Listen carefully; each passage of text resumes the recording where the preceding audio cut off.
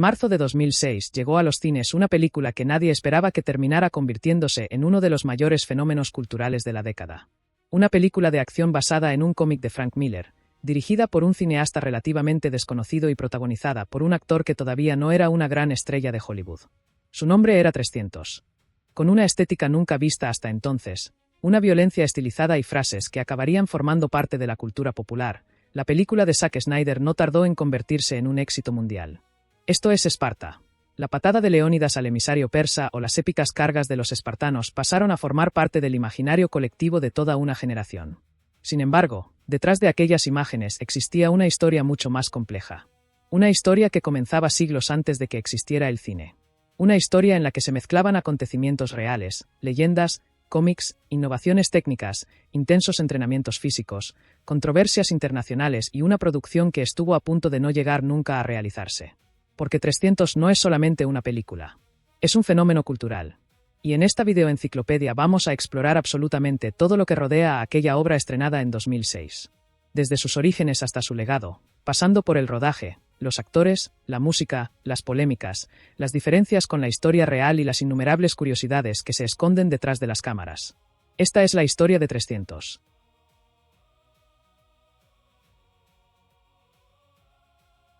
Mucho antes de que Gerard Butler gritara «Esto es Esparta», frente a las cámaras, y mucho antes incluso de que Zack Snyder se pusiera tras ellas, la historia de 300 comenzó con una obsesión personal.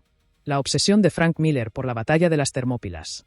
Cuando era niño, Miller quedó profundamente impresionado por una película de 1962 titulada The 300 Spartans, dirigida por Rudolf Maté.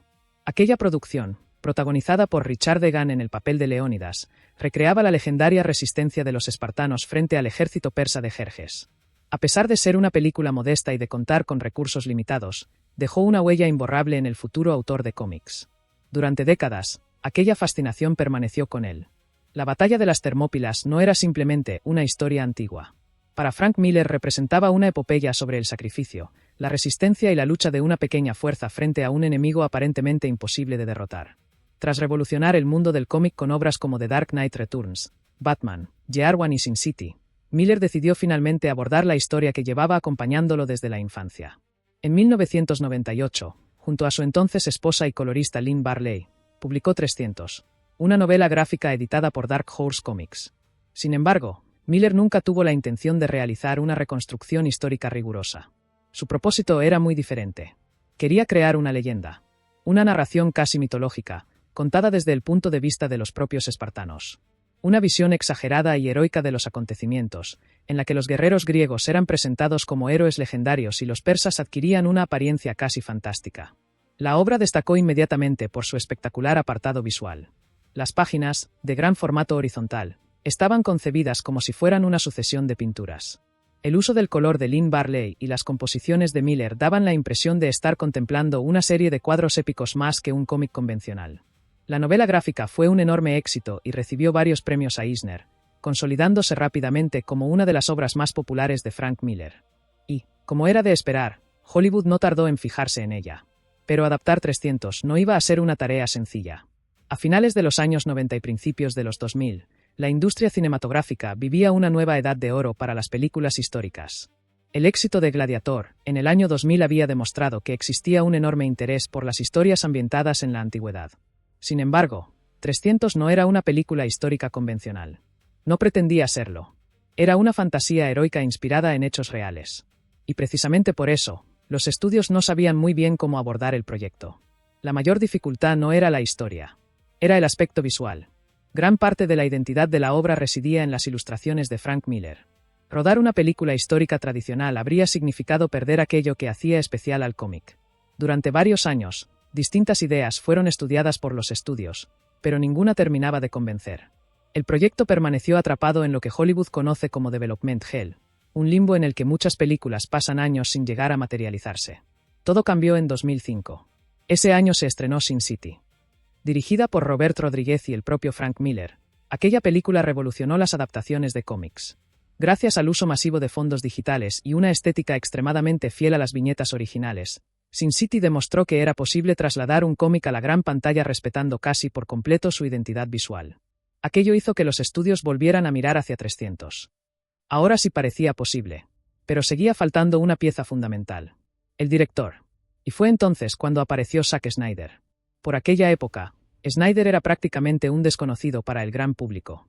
Durante años había trabajado dirigiendo anuncios publicitarios y videoclips, desarrollando un estilo visual muy marcado basado en imágenes espectaculares y composiciones cuidadosamente elaboradas. Su primer gran largometraje había sido el remake de Dawn of the Dead, estrenado en 2004. La película fue un éxito inesperado. Con un presupuesto aproximado de $26 millones, recaudó más de 100 millones en todo el mundo y llamó la atención de Hollywood. Fue entonces cuando Warner Bros. Le ofreció la posibilidad de dirigir 300. Al leer la novela gráfica, Snyder comprendió inmediatamente cuál era el verdadero desafío. No debía adaptar la historia. Debía adaptar las imágenes. Su intención era trasladar el cómic a la pantalla prácticamente plano por plano, reproduciendo la composición de las viñetas siempre que fuera posible. La idea convenció tanto a los productores como al propio Frank Miller. De hecho, Miller llegó a declarar en varias ocasiones que Zack Snyder había entendido perfectamente el espíritu de su obra. Aquella relación entre autor y director sería una de las claves del proyecto. Pero aceptar la película era solamente el comienzo. Porque para hacer realidad la visión que Snyder tenía en mente, sería necesario desarrollar una forma de rodaje que apenas tenía precedentes en Hollywood. Y eso cambiaría para siempre la manera en que se hacían las películas basadas en cómics.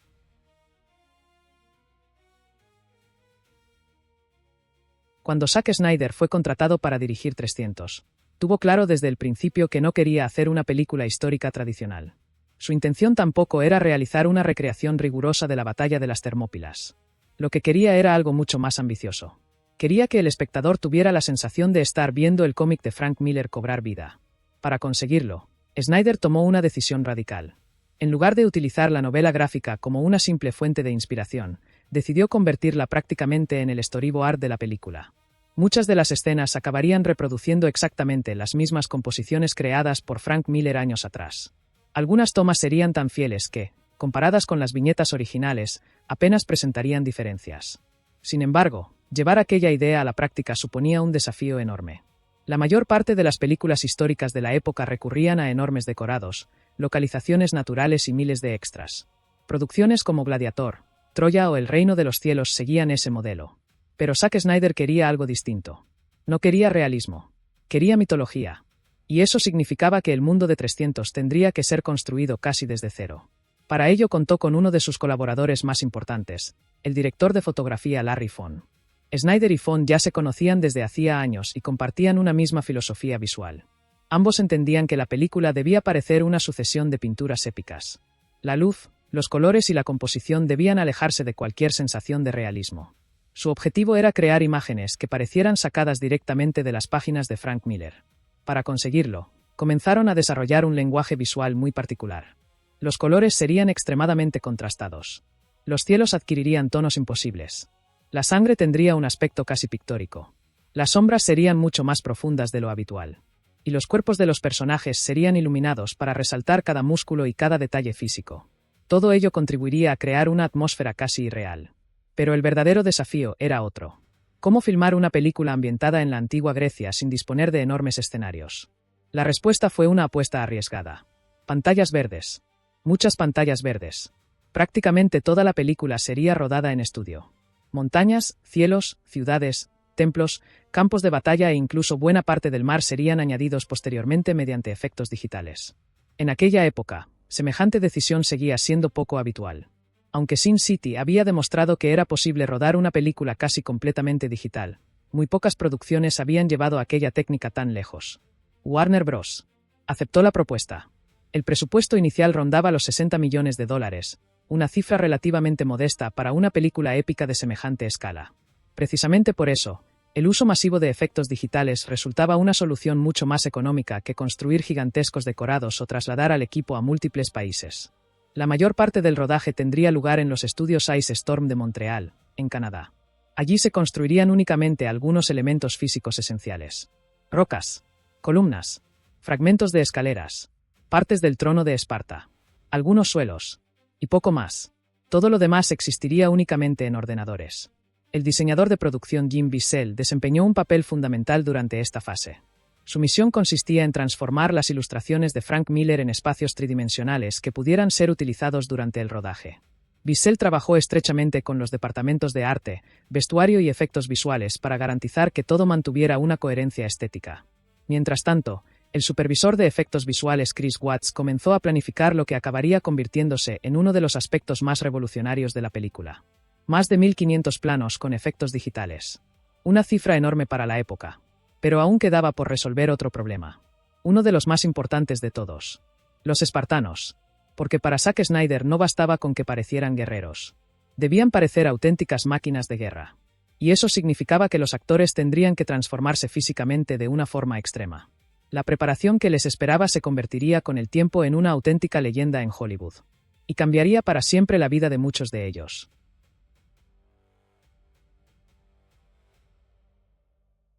Con la estética de la película definida y la maquinaria de producción ya en marcha, Zack Snyder se enfrentaba ahora a uno de los desafíos más importantes de todo el proyecto. Encontrar a los hombres que darían vida a los guerreros más famosos de la historia. Y, sobre todo, conseguir que parecieran auténticos espartanos. Porque desde el principio, Snyder tenía algo muy claro. No quería héroes de acción convencionales. Quería guerreros. Quería hombres que transmitieran la sensación de haber pasado toda una vida entrenando para la guerra. Y eso comenzaba por el rey Leónidas. En el año 2005, Gerard Butler todavía estaba lejos de ser una gran estrella de Hollywood. El actor escocés había nacido en Paisley, Escocia, en 1969 y, curiosamente, antes de dedicarse a la interpretación había estudiado Derecho en la Universidad de Glasgow. Incluso llegó a trabajar como abogado en prácticas, aunque aquella vida nunca llegó a convencerle. Finalmente abandonó la profesión para perseguir su sueño de convertirse en actor. Durante años fue encadenando pequeños papeles hasta que empezó a llamar la atención gracias a películas como Drácula 2000, El fantasma de la ópera o Timeline.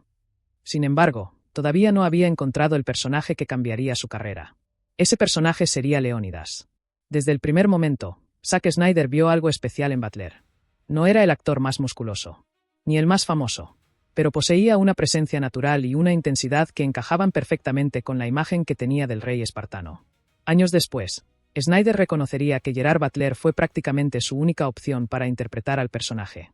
Y aquella decisión acabaría definiendo la película. La producción reunió a actores procedentes de numerosos países.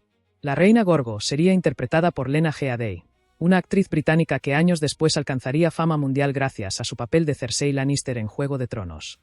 David Benham, actor australiano conocido por interpretar a Faramir en El Señor de los Anillos, fue elegido para dar vida a Dilios, el narrador de la historia. Dominic West encarnó al político Theron. Vincent Ragen interpretó al capitán de la Guardia Espartana. Michael Fassbender, todavía un completo desconocido, obtuvo el papel de Stelios. Andrew Tiernan fue Epialtes. Tom Wisdom se convirtió en Astinos. Y Rodrigo Santoro, uno de los actores más populares de Brasil, fue el encargado de interpretar al rey persa Jerjes. Curiosamente, Santoro pasaría horas diarias en maquillaje y prótesis para transformarse en el imponente gobernante persa. Su caracterización acabaría siendo una de las más recordadas de toda la película. Pero una vez completado el reparto, llegó la verdadera prueba. Convertir a aquellos actores en guerreros. Para conseguirlo, la producción recurrió a Mark Twift, antiguo alpinista profesional, escritor y fundador del gimnasio Jim Jones. Twift no era un entrenador convencional. Su filosofía se basaba en llevar el cuerpo y la mente al límite. Su objetivo no consistía únicamente en desarrollar músculos. Quería crear atletas. Quería que aquellos hombres se movieran y lucharan como guerreros. Y, según sus propias palabras, también quería que el sufrimiento compartido creara una auténtica hermandad entre los actores. El programa de entrenamiento comenzó varios meses antes del rodaje. Y pronto se hizo evidente que aquello no era una preparación normal. Con el paso del tiempo, uno de los entrenamientos utilizados durante la preparación acabaría convirtiéndose en una leyenda de Internet. Se trataba del famoso 300 Workout. El circuito consistía en realizar 25 dominadas, 50 levantamientos de peso muerto con 61 kilos, 50 flexiones, 50 saltos sobre una caja de aproximadamente 60 centímetros, 50 limpiezas de suelo con pesa de 16 kilos, 50 elevaciones de rodillas, 25 dominadas finales. Todo ello sin descanso. Sin embargo, años después, Mark Twight aclaró que aquel entrenamiento no era la rutina diaria del reparto, sino una prueba específica utilizada para medir el progreso físico de algunos actores. A pesar de ello, el 300 Workout se hizo viral mucho antes de que existiera el fenómeno del fitness en redes sociales y ayudó enormemente a la promoción de la película. El entrenamiento fue extraordinariamente duro. Los actores trabajaban 6 días a la semana. Combinaban levantamiento de pesas, ejercicios funcionales, carreras, entrenamiento cardiovascular, anillas, kettlebells y prácticas con espada y escudo. Gerard Butler describió aquella experiencia como una auténtica tortura. En varias entrevistas confesó que llegó a odiar a Mark Twight durante algunos momentos. Pero también reconoció que nunca había estado en mejor forma física. Muchos miembros del reparto sufrieron lesiones menores, tirones musculares, golpes, problemas en los hombros y un agotamiento constante. Sin embargo, aquello terminó creando un fuerte vínculo entre ellos. Michael Fassbender recordaría años después que el sufrimiento compartido les convirtió en una especie de familia. Precisamente esa camaradería acabaría reflejándose en pantalla. Una de las decisiones más importantes de Zack Snyder fue evitar el uso excesivo de trajes acolchados o músculos artificiales. La mayor parte del aspecto físico de los actores era real. Por supuesto, la iluminación, los aceites corporales y la corrección de color ayudaban a potenciar su apariencia. Pero la base era auténtica. Y aquello contribuyó enormemente al impacto visual de la película. En 2006, los cuerpos de los actores de 300 se convirtieron en una sensación mundial. Revistas de fitness de todo el planeta analizaban sus rutinas. Miles de personas comenzaron a interesarse por el entrenamiento funcional. Y Jim Jones pasó de ser un pequeño gimnasio especializado a convertirse en una referencia internacional. Sin embargo, mientras los actores se preparaban para interpretar a los guerreros más temidos de Grecia, otro ejército se estaba organizando al mismo tiempo. El ejército de técnicos, cámaras, especialistas y artistas digitales que tendrían que hacer posible la visión de Zack Snyder. Porque había llegado el momento de comenzar el rodaje. Y nadie imaginaba que estaban a punto de participar en una de las producciones más peculiares y revolucionarias de toda la década.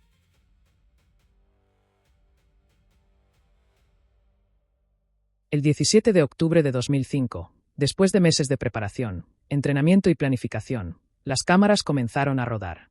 Pero a diferencia de otras superproducciones históricas de la época, el equipo de 300 no viajó a Grecia, ni a Marruecos, ni a Malta, ni a ningún desierto remoto.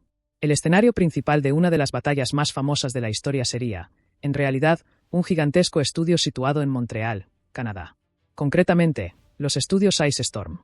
Y aquello desconcertó a más de uno. Porque cuando los actores llegaron al set por primera vez, descubrieron algo inesperado. No había enormes murallas. No había montañas. No había templos. No había paisajes. Ni siquiera había un campo de batalla. Había pantallas verdes. Kilómetros y kilómetros de pantallas verdes.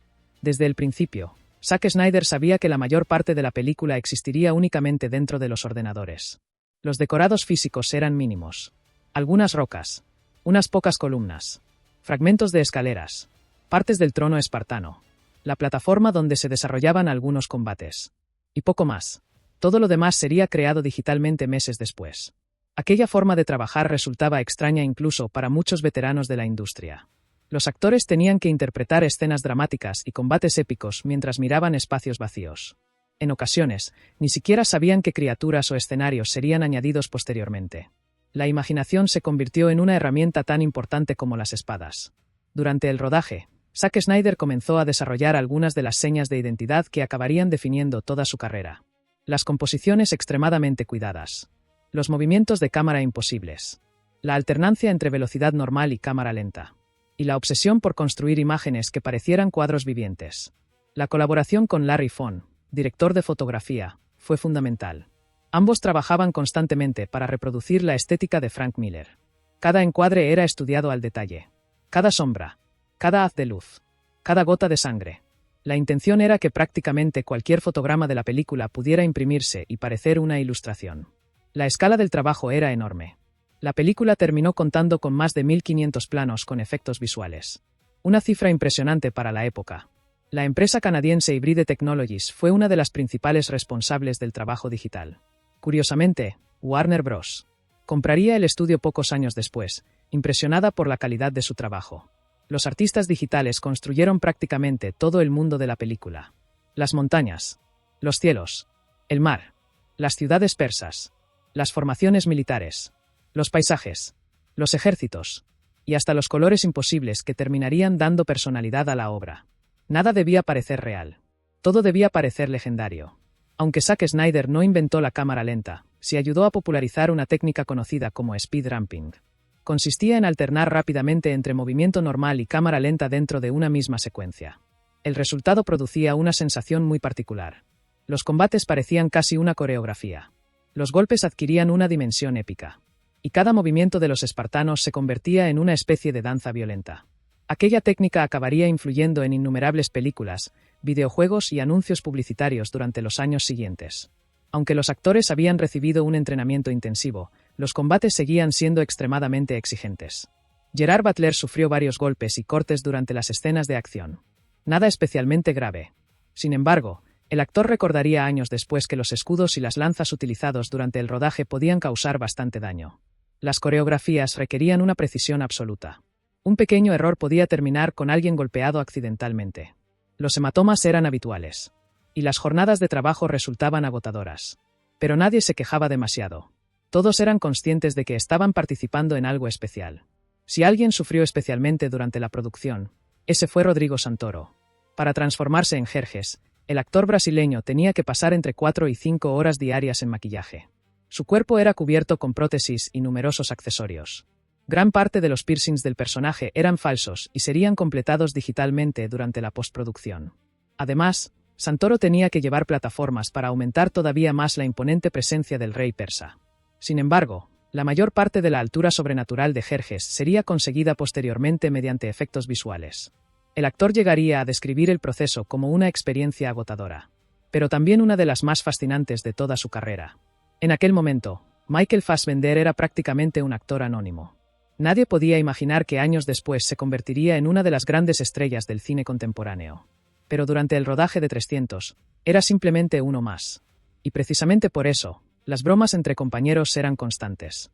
Gerard Butler recordaría años después que todo el reparto desarrolló una enorme camaradería.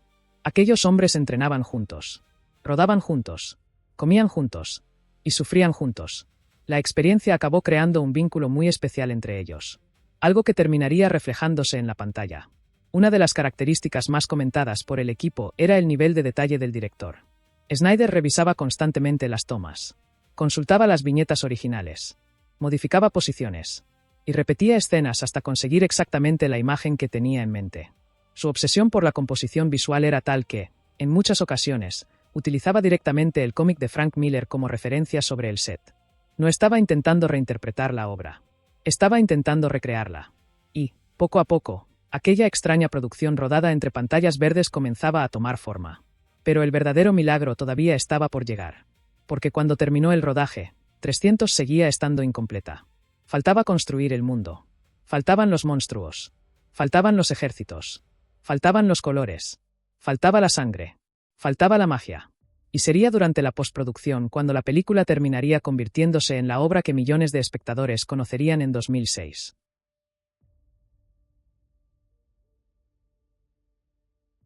Cuando el rodaje concluyó a principios de 2006, Zack Snyder tenía miles de planos grabados. Pero, en realidad, la película estaba lejos de haber terminado. De hecho, podría decirse que 300 todavía no existía.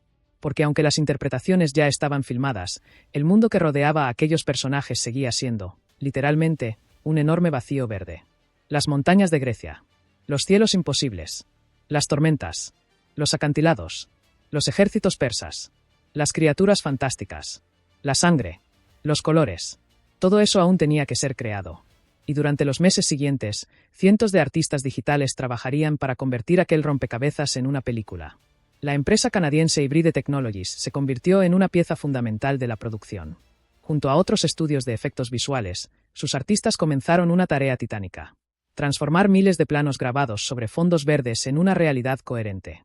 Pero Zack Snyder tenía una norma muy clara. Nada debía parecer completamente real. Y esa decisión era deliberada. La película no debía parecer un documental histórico. Ni siquiera una recreación de la antigua Grecia. Debía parecer una leyenda. Un relato transmitido por los propios espartanos. Por eso, los paisajes fueron diseñados para resultar casi irreales. Los cielos adquirieron tonalidades doradas, rojizas y azuladas. Las tormentas parecían pinturas. Los mares tenían una textura poco natural. Y la luz que iluminaba a los personajes contribuía a crear una atmósfera que se encontraba a medio camino entre la realidad y el mito. Uno de los elementos más característicos de la película fue su violencia estilizada. Sin embargo, gran parte de la sangre que aparece en pantalla nunca estuvo realmente presente durante el rodaje. La mayoría fue añadida digitalmente. Aquello permitía a Zack Snyder controlar la intensidad visual de cada combate.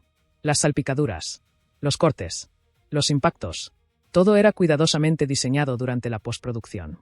La intención no era mostrar violencia realista. Era convertir los enfrentamientos en una especie de ballet sangriento. Una representación exagerada y casi operística de la guerra. Uno de los aspectos más recordados de la película es la aparición de los inmortales. En la realidad histórica, los inmortales eran una unidad de élite del ejército persa. Pero Frank Miller decidió reinterpretarlos como figuras mucho más aterradoras. En la película aparecen con máscaras metálicas, movimientos inquietantes y una apariencia casi sobrenatural. Zack Snyder quiso reforzar esa imagen.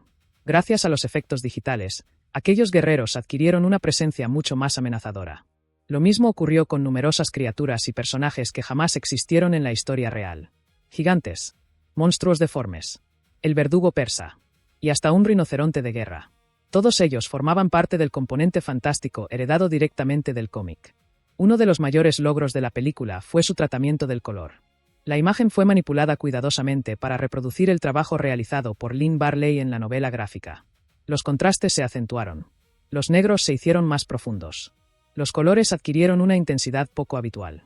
Y la piel de los personajes fue resaltada para enfatizar la musculatura y el dramatismo de las escenas.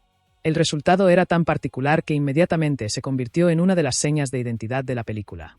Y durante años, multitud de producciones intentarían imitar aquel estilo. La postproducción no solo implicó imágenes. También fue necesario construir el universo sonoro de la película. El choque de los escudos. El silbido de las flechas. Los rugidos del mar. Los gritos de los soldados. Todo fue cuidadosamente diseñado para aumentar la sensación de brutalidad y grandiosidad. Muchos de los sonidos que escuchamos en pantalla fueron creados específicamente para la película. Algunos se obtuvieron golpeando objetos metálicos. Otros mezclando diferentes efectos. La intención era que cada impacto resultara más poderoso de lo que sería en la realidad. Porque una vez más, 300 no aspiraba al realismo. Aspiraba a la épica. Durante todo este proceso, Zack Snyder trabajó estrechamente con el montador William Hoy. El ritmo de la película era fundamental. Las escenas de acción debían ser intensas. Pero también debían dejar espacio para los discursos de Leónidas y los momentos más dramáticos. La alternancia entre velocidad normal y cámara lenta fue ajustada meticulosamente. Algunas secuencias fueron modificadas varias veces hasta encontrar el equilibrio perfecto. Y poco a poco, aquella extraña película rodada casi por completo entre pantallas verdes empezó a transformarse en algo único. Cuando la postproducción llegó a su fin, incluso dentro de Warner Bros., existía cierta incertidumbre. Nadie sabía realmente cómo reaccionaría el público. 300 no se parecía a nada. No era una película histórica tradicional. No era una película de fantasía. No era una adaptación de cómic al uso. Era una mezcla de todos esos elementos. Su estética resultaba arriesgada. Su violencia era extrema. Y su estilo visual rompía con muchas de las convenciones del cine épico de la época. Algunos ejecutivos pensaban que sería demasiado extraña para el gran público. Otros estaban convencidos de que estaban ante algo revolucionario. Pero nadie podía imaginar hasta qué punto aquella película acabaría convirtiéndose en un fenómeno mundial. Porque el 9 de marzo de 2006, 300 llegaría finalmente a los cines. Y en cuestión de días, Hollywood comprendería que acababa de nacer uno de los mayores fenómenos cinematográficos de la década.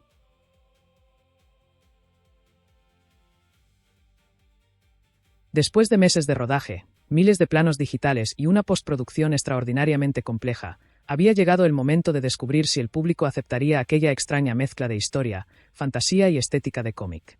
Ni Zack Snyder, ni Frank Miller, ni siquiera Warner Bros. Podían imaginar lo que estaba a punto de suceder. Desde el principio, Warner comprendió que el mayor atractivo de 300 era su aspecto visual. La película no se parecía a nada que estuviera en cartelera. Por eso, gran parte de la campaña promocional se centró en mostrar precisamente aquello que la hacía diferente. Los primeros tráilers causaron una enorme impresión. Las imágenes de Leónidas. Los espartanos avanzando en formación. La lluvia de flechas. Los inmortales. La gigantesca figura de Jerjes. Y, por supuesto, la famosa patada al emisario persa acompañada del grito: «Esto es Esparta». Internet todavía se encontraba lejos de la era de las redes sociales modernas, pero los foros, las páginas de cine y las primeras plataformas de vídeo comenzaron a llenarse de conversaciones sobre aquella película. Poco a poco, la expectación fue creciendo. 300 se estrenó en Estados Unidos el 9 de marzo de 2007. A menudo se asocia erróneamente con 2006 debido a que gran parte de la producción y promoción tuvieron lugar durante ese año, pero el estreno comercial se produjo realmente en marzo de 2007. Y desde el primer fin de semana quedó claro que Warner Bros. Tenía entre manos un éxito enorme. Solo en Estados Unidos, la película recaudó más de $70 millones durante sus primeros días en cartelera. Fue uno de los mejores estrenos del mes de marzo de toda la historia hasta aquel momento. El fenómeno no tardó en extenderse al resto del mundo. Europa, Asia, Latinoamérica. Prácticamente todos los mercados respondieron de manera muy positiva. Una de las mayores sorpresas fue la relación entre coste y beneficios. La película había costado aproximadamente $65 millones. Una cifra considerable, pero relativamente pequeña para una producción épica de semejante escala. Sin embargo, su recaudación mundial terminó superando los $450 millones. Aquello la convirtió en una de las películas más rentables del año 2007. Y también consolidó a Zack Snyder como uno de los directores más prometedores de Hollywood. La reacción de la crítica fue mucho más dividida. Algunos periodistas alabaron su apartado visual y la ambición de Zack Snyder. Otros consideraron que la película daba prioridad al espectáculo sobre el desarrollo de los personajes. Roger Ebert, uno de los críticos más influyentes de Estados Unidos, definió la película como una experiencia visual extraordinaria y destacó su capacidad para transportar al espectador a un universo propio. Sin embargo, otros críticos fueron mucho más duros. Algunos la calificaron de excesivamente violenta. Otros cuestionaron su narrativa. Y hubo quien consideró que la película sacrificaba la profundidad histórica en favor del espectáculo. Pero para el público, aquellas discusiones importaban poco. 300 se había convertido en un fenómeno. Para Zack Snyder, 300 supuso un antes y un después. Con apenas 2 largometrajes en su filmografía, se había convertido en uno de los directores más solicitados del momento. Su estilo visual pasó a ser inmediatamente reconocible. Y Hollywood comenzó a confiarle proyectos cada vez más ambiciosos. Años más tarde dirigiría Watchmen, Man of Steel, Batman v Superman y Justice League. Pero fue 300 la película que definió gran parte de su identidad cinematográfica. Con el paso de las semanas, quedó claro que la película había trascendido el ámbito cinematográfico. La frase "This is Sparta" comenzó a aparecer por todas partes. Las parodias se multiplicaron. Programas de televisión, series, vídeos de internet, anuncios, videojuegos. Incluso personas que nunca habían visto la película reconocían aquella escena. Sin darse cuenta, Zack Snyder y Frank Miller habían creado uno de los iconos culturales más reconocibles de los años 2000. Pero mientras el público celebraba el éxito de la película, empezaban a surgir voces críticas. Porque no todo el mundo estaba contento. Algunos historiadores cuestionaban su representación de los acontecimientos. Otros criticaban la imagen ofrecida de los persas. Y, a miles de kilómetros de Hollywood, un país entero comenzaba a expresar públicamente su malestar. Ese país era Irán. Y la controversia que estaba a punto de comenzar acompañaría a 300 durante muchos años.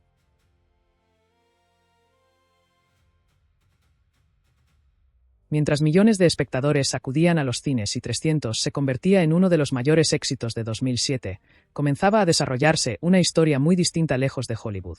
Porque aunque gran parte del público veía la película simplemente como un espectáculo de acción basado en un cómic, otras personas comenzaron a verla desde una perspectiva completamente diferente.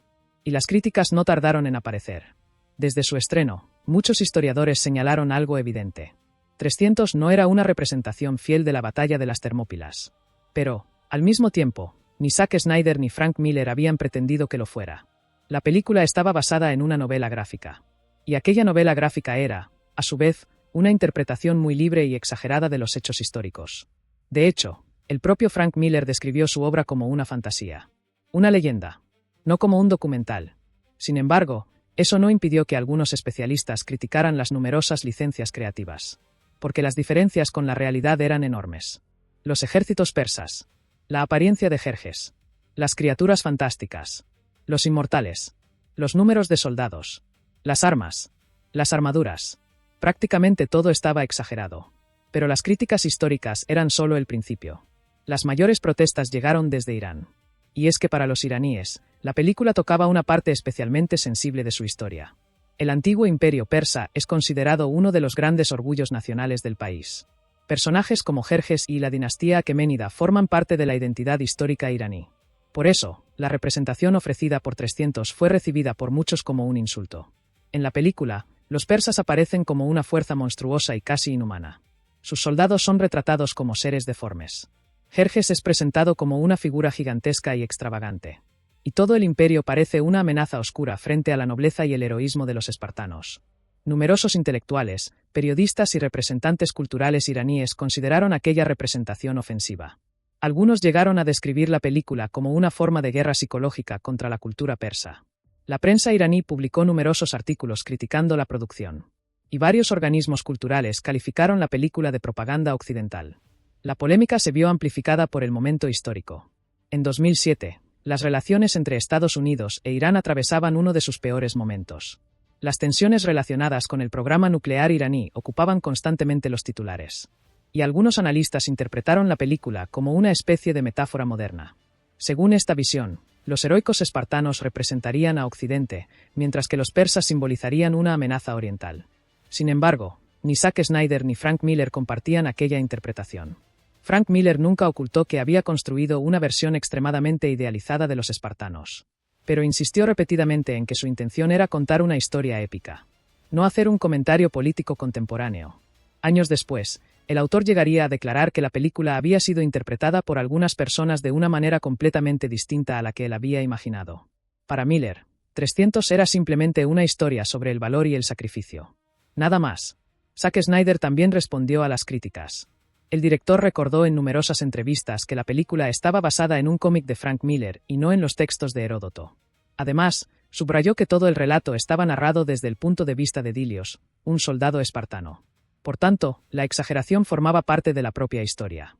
La película representaba cómo los espartanos querían ser recordados, no cómo habían sucedido realmente los acontecimientos. Y precisamente esa idea explicaba muchos de los elementos fantásticos. Los gigantes, los monstruos, los inmortales enmascarados, el rinoceronte de guerra, y la apariencia casi divina de Jerjes. Todo era una exageración. Una leyenda contada por un superviviente. La polémica no se limitó a Irán. Algunos académicos y periodistas occidentales comenzaron a analizar la película desde un punto de vista político. Se acusó a 300 de glorificar la guerra. Señalaron el culto al sacrificio, la exaltación de la masculinidad, y la imagen idealizada de Esparta. Otros incluso llegaron a relacionar la estética de la película con la propaganda de ciertos regímenes totalitarios del siglo XX. Sin embargo, muchos expertos rechazaron estas interpretaciones. Argumentaban que el tono exagerado y fantástico de la obra hacía imposible tomársela como una representación política seria. Además, recordaban que la propia Esparta histórica era una sociedad profundamente compleja y muy distinta de la imagen heroica presentada en la película. Casi 2 décadas después de su estreno, 300 sigue generando debates. Historiadores, críticos de cine, académicos y aficionados continúan discutiendo sobre su significado. ¿Es simplemente una fantasía épica? ¿Una reinterpretación mitológica? ¿Una obra influida por las preocupaciones políticas de su tiempo? ¿O un poco de todo? Lo cierto es que pocas películas basadas en un cómic han generado discusiones tan intensas. Y quizá eso sea una prueba de su impacto. Porque mientras las polémicas seguían creciendo, otra batalla comenzaba a librarse. La batalla entre la película y la historia. Porque una cosa estaba clara. La verdadera batalla de las Termópilas había sido muy diferente a cómo aparecía en pantalla. Y las diferencias entre realidad y ficción eran mucho más sorprendentes de lo que la mayoría de espectadores imaginaba.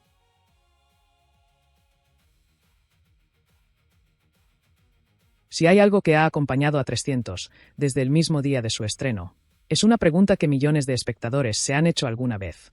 ¿Cuánto de lo que aparece en la película ocurrió realmente? La respuesta es tan sencilla como complicada. Sí, la batalla de las Termópilas existió. Leónidas existió. Jerjes existió. Y 300 espartanos lucharon y murieron allí. Pero prácticamente todo lo demás fue alterado, exagerado o reinterpretado. Y para comprender las diferencias entre la película y la realidad, primero hay que viajar más de 2400 años atrás. En el año 480 a.C., Grecia no era un país unificado. No existía una nación griega. Lo que había era una colección de ciudades-estado independientes. Atenas, Esparta, Corinto, Tebas, Argos, cada una con sus propias leyes, costumbres y rivalidades. Y entre todas ellas, Esparta era probablemente la más temida. No por su tamaño, ni por su riqueza, sino por su ejército. La sociedad espartana estaba construida alrededor de la guerra. Su sistema educativo, conocido como agogé, preparaba a los ciudadanos varones desde la infancia para convertirse en soldados. La disciplina, el sacrificio y el servicio al Estado eran considerados virtudes supremas. Sin embargo, la realidad era mucho más compleja de lo que suele imaginarse. Esparta era una sociedad extremadamente rígida. Dependía en gran medida del trabajo de los ilotas, una población sometida que vivía prácticamente en condiciones de esclavitud. Y aunque sus guerreros eran famosos, el número de ciudadanos espartanos era relativamente reducido. muy lejos de la imagen de una nación formada exclusivamente por soldados. Leónidas y nació aproximadamente en el año 540 a.C. Era miembro de la dinastía de los Agíadas y, curiosamente, nunca estuvo destinado a convertirse en rey. Sus hermanos mayores tenían prioridad en la sucesión. Pero las circunstancias terminaron colocándolo en el trono de Esparta. Cuando Jerjes preparó la invasión de Grecia, Leónidas ya era un hombre maduro, con alrededor de 60 años. Muy lejos de la imagen de Gerard Butler. Y aunque las fuentes históricas son limitadas, todo indica que era un comandante respetado y un líder experimentado. Al otro lado se encontraba Jerjes y aquí encontramos una de las mayores diferencias con la película. Lejos de ser una figura extravagante de casi 3 metros de altura cubierta de piercings, Jerjes era un rey persa tradicional. Hijo de Darío y gobernaba el mayor imperio que el mundo había conocido hasta entonces. Sus territorios se extendían desde Egipto hasta la India. El imperio aqueménida era una superpotencia. Y, de hecho, una de las más sofisticadas de toda la antigüedad. Los persas eran conocidos por su capacidad administrativa, sus infraestructuras y su relativa tolerancia hacia las culturas sometidas. Nada que ver con la imagen monstruosa presentada en la película. ¿Solo 300 hombres? Probablemente, la mayor simplificación de toda la película sea esta. Leónidas acudió a las Termópilas con 300 espartanos. Pero aquellos hombres no estaban solos. Las estimaciones varían según las fuentes, pero se cree que entre 7.000 y 8.000 griegos participaron en las primeras fases de la batalla. Corintios, focidios, locrios, tespios, tebanos y guerreros procedentes de otras regiones. La resistencia griega fue, en realidad, un esfuerzo colectivo, no una misión exclusivamente espartana. Si existe una injusticia histórica relacionada con las Termópilas, probablemente sea la sufrida por los tespios. Cuando la posición griega se volvió insostenible y Leónidas ordenó la retirada de gran parte de las tropas, unos 700 guerreros de la ciudad de Tespias decidieron permanecer voluntariamente junto a los espartanos. Sabían perfectamente que iban a morir. Y aún así se quedaron. Lucharon y murieron junto a Leónidas. Sin embargo, durante siglos su sacrificio quedó eclipsado por la fama de los 300 espartanos. La película apenas los menciona. Pero la historia real difícilmente puede entenderse sin ellos. Otro grupo presente en la batalla fueron unos 400 tebanos. Su participación sigue siendo objeto de debate entre los historiadores. Algunas fuentes sugieren que fueron obligados por Leónidas a permanecer. Otras sostienen que lucharon junto al resto de los griegos. En cualquier caso, también estuvieron allí. Y muchos murieron durante la batalla. Heródoto afirmó que Jerjes invadió Grecia con más de 2 millones de hombres. Durante siglos, aquellas cifras fueron aceptadas. Sin embargo, los historiadores modernos consideran que son imposibles. La mayoría de las estimaciones actuales sitúan el ejército persa entre 100.000 y 300.000 soldados. Una fuerza inmensa, pero muy lejos de las cifras casi infinitas mostradas en la película. En la película, los inmortales aparecen como criaturas aterradoras ocultas tras máscaras metálicas.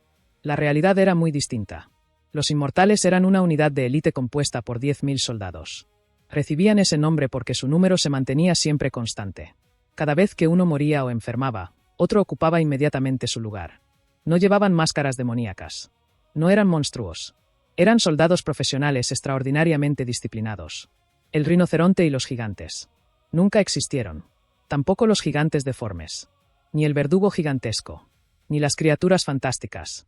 Todos esos elementos proceden directamente de la imaginación de Frank Miller. Y Zack Snyder decidió conservarlos porque formaban parte del carácter casi mitológico de la historia. La figura de Efialtes sí existió. Y, según las fuentes clásicas, fue quien reveló a los persas un sendero que permitía rodear la posición griega. Sin embargo, no era un hombre deformado. Aquella apariencia fue una invención de la novela gráfica. La deformidad del personaje simbolizaba, en cierto modo, su exclusión de la sociedad espartana y su posterior traición. Cuando Leónidas comprendió que la posición estaba perdida, permitió que gran parte del ejército griego se retirara. Pero él decidió quedarse. Y junto a él permanecieron los 300 espartanos, los 700 tespios y parte de los tebanos. Todos sabían que iban a morir. Y todos lucharon hasta el final. La resistencia fue finalmente derrotada. Pero su sacrificio permitió ganar un tiempo precioso para el resto de Grecia. Un tiempo que acabaría siendo fundamental para las posteriores victorias griegas en Salamina y Platea. Y precisamente ese sacrificio fue el que, más de 2000 años después, fascinó a Frank Miller. Porque, al final, la verdadera historia era casi tan extraordinaria como la leyenda. Pero aún quedaba una última batalla. La más inesperada de todas. La batalla por el legado. Porque lo que nadie imaginaba en 2007 era que 300 acabaría dejando una huella enorme en el cine, en Internet y en toda una generación de espectadores.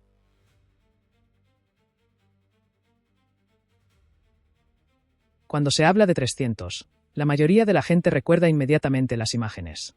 Los espartanos, la lluvia de flechas, las cargas de Leónidas, la cámara lenta. Pero existe otro elemento fundamental sin el cual muchas de aquellas escenas no habrían tenido el mismo impacto. La música. Y, curiosamente, la banda sonora de 300 terminaría protagonizando una de las controversias más desconocidas de toda la película. Para poner música a la película, Zack Snyder recurrió a un colaborador con el que ya había trabajado anteriormente. Tyler Bates. Nacido en Los Ángeles en 1965, Bates había comenzado su carrera en producciones de bajo presupuesto y poco a poco se había ido especializando en películas de acción y terror. Su primera colaboración con Snyder había sido Dawn of the Dead, en 2004. Y la química entre ambos había sido inmediata. Con el paso de los años, Tyler Bates acabaría convirtiéndose en uno de los compositores más habituales del director, trabajando posteriormente en Watchmen, Sucker Punch y otros proyectos. Desde el principio, Snyder tenía claro que la banda sonora debía alejarse del sonido habitual de las películas históricas. No quería una aproximación clásica al estilo de Gladiator, ni una recreación musical de la antigua Grecia. Quería algo diferente, algo más salvaje, más agresivo, más primitivo, más épico. Tyler Bates mezcló elementos orquestales con percusiones poderosas, guitarras eléctricas y sonidos electrónicos. El resultado era una combinación muy poco convencional, pero encajaba perfectamente con la naturaleza de la película, porque 300 tampoco era una historia histórica convencional. Era una fantasía, una leyenda, y la música debía reflejarlo. Uno de los temas más emblemáticos de toda la banda sonora fue To Victory. La pieza acompañaba algunos de los momentos más memorables de la película y se convirtió rápidamente en una de las favoritas de los aficionados. Pero también destacaban otras composiciones. Muchas de estas piezas seguirían siendo utilizadas años después en tráilers, vídeos y montajes realizados por los fans. El éxito de 300 fue tan grande que su estilo musical empezó a extenderse por Hollywood. Durante los años siguientes, numerosas producciones comenzaron a incorporar percusiones agresivas, coros masculinos y ritmos similares. La influencia de Tyler Bates se dejó sentir especialmente en los tráilers cinematográficos, hasta el punto de que parte del sonido épico asociado al cine de acción moderno tiene sus raíces en 300. Pero entonces apareció la polémica, y esta vez no tenía nada que ver con la historia. Poco después del estreno, algunos aficionados comenzaron a señalar ciertas semejanzas entre la música de 300 y la banda sonora de Titus, una película de 1999 dirigida por Julie Taymor. Aquella música había sido compuesta por Elliot Goldenthal, uno de los compositores más prestigiosos de Hollywood. Las comparaciones se centraron especialmente en algunas piezas concretas, y varios expertos coincidieron en que las similitudes eran demasiado evidentes para ser una simple casualidad. La controversia comenzó a crecer, y finalmente Warner Bros. Reconoció públicamente el problema. La compañía emitió un comunicado en el que reconocía que determinadas pistas musicales de 300 contenían elementos inspirados en la obra de Elliot Goldenthal. Warner expresó su respeto hacia el compositor y lamentó lo ocurrido. Aunque nunca llegó a producirse una gran batalla judicial pública, el incidente se convirtió en uno de los episodios más incómodos asociados a la producción. Desde entonces, muchos aficionados continúan debatiendo sobre el alcance real de aquellas similitudes. Sin embargo, la polémica nunca llegó a empañar completamente el impacto de la banda sonora. Porque, independientemente de las controversias, la música de Tyler Bates terminó formando parte inseparable de la identidad de la película. Y, para millones de espectadores, resulta imposible imaginar las imágenes de Leónidas y sus hombres sin aquellas percusiones atronadoras y aquellos coros épicos. Al igual que las imágenes, al igual que las frases, al igual que la propia película, la música de 300 terminó convirtiéndose en una parte esencial de la leyenda. Pero si hubo algo que contribuyó tanto como la banda sonora a dar vida a aquella leyenda, fueron los hombres y mujeres que aparecieron frente a las cámaras. Y detrás de cada uno de ellos se escondía una historia. Porque el reparto de 300 acabaría convirtiéndose, con el paso de los años, en una auténtica reunión de futuras estrellas. Y hasta aquí la historia completa de 300, no solo como película, sino como fenómeno, como mito moderno y como esa cadena de versiones que empieza en la antigua Grecia, pasa por un cómic, salta al cine y termina convertida en cultura popular. Si te ha gustado este viaje, en el canal Directo al Recap tienes muchas más historias contadas así, desde el origen hasta el impacto, sin quedarnos solo en la superficie. Nos vemos en el siguiente recap.